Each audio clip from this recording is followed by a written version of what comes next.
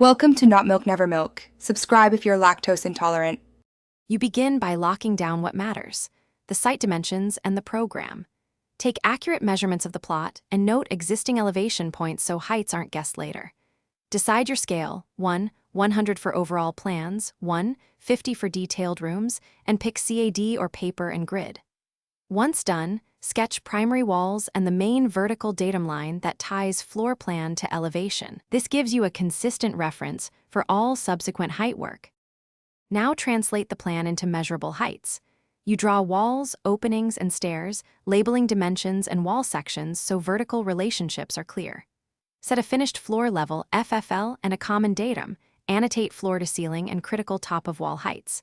Once these are set, project the plan's key lines, window heads, sills, stair landings, up to the elevation view. This projection is why the plan and elevation stay coordinated. It prevents mismatched openings, and finish by tidying drawings and adding construction-level detail, roof slope, material hatches, flashings, and clear notes for contractors. Dimension elevations with vertical spot levels relative to your datum and include section markers to link to plan details.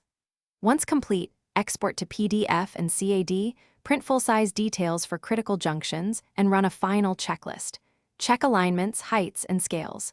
If something doesn't match, measure back to site datum immediately and revise the projection lines. That fixes most alignment errors. Thanks for watching. If this was helpful, leave a like and consider subscribing. See you next time.